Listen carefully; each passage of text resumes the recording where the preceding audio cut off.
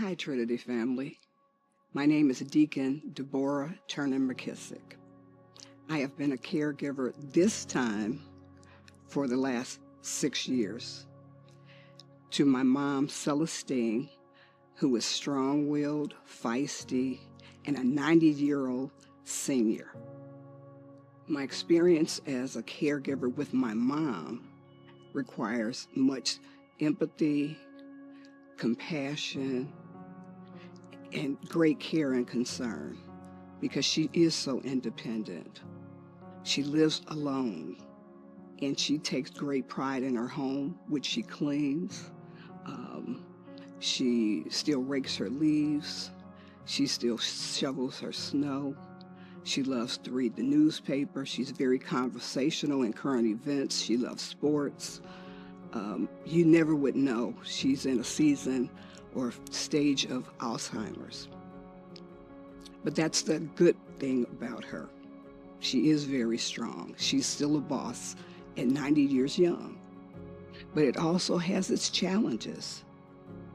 I try to engage my mother in every decision that concerns her health and her finances, even though I take care of all of it. I pay all of the bills.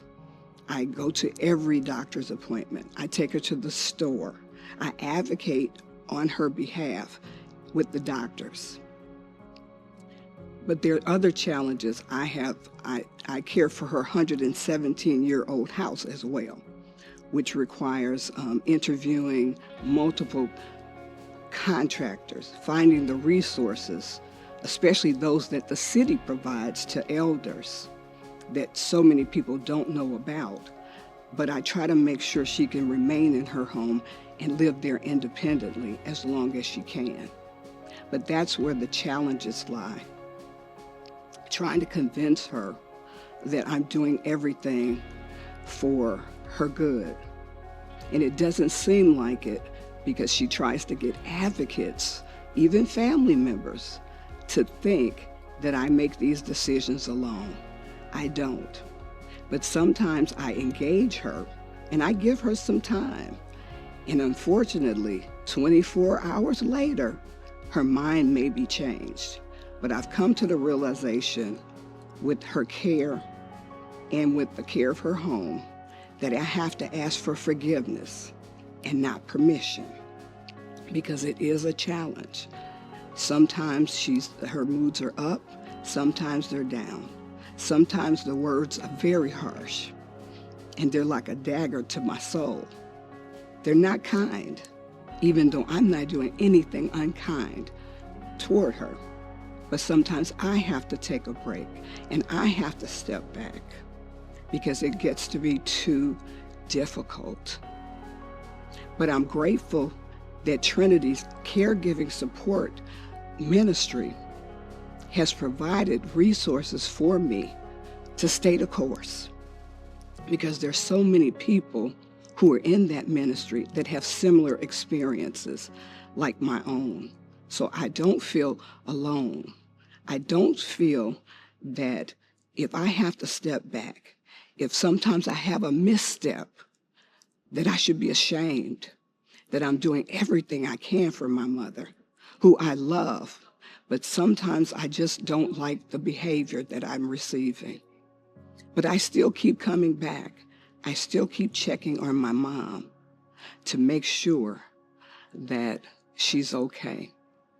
Sometimes she may ask for a request one day and call the next day for another request, something that I could have done the day before. But I'm becoming used to that. I do have support. I have a brother who helps. I have a sister-in-law who helps. So I'm not alone. And I thank God that everything that I have been taught, every caregiving experience that I have had, have allowed me to care for her even better than I thought I could. It's bittersweet at times, but I thank God that He promised never to leave me nor forsake me. And I have to trust in that because this is a difficult space. It's more difficult than I thought. I chose this time. I chose because I thought as her daughter that relationship, that bond, would be stronger than the difficulty it is to care for my mom, who at sometimes has to remind me, not in a pleasant way, that I am your mother.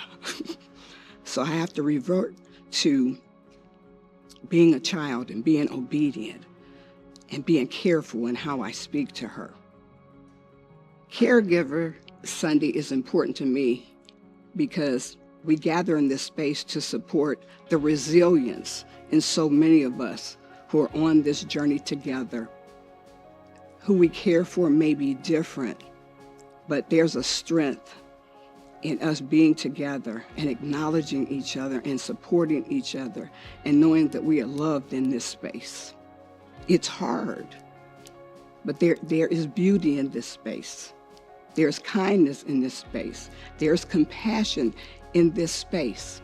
In spite of the journey, we know that God has us in this space, and He loves us. He's equipping us and has equipped us to do this. Even though we would not have chosen this, we know that this space is not for punks. It's not for punks. It is for the weak, because in God, we draw our strength to do this assignment.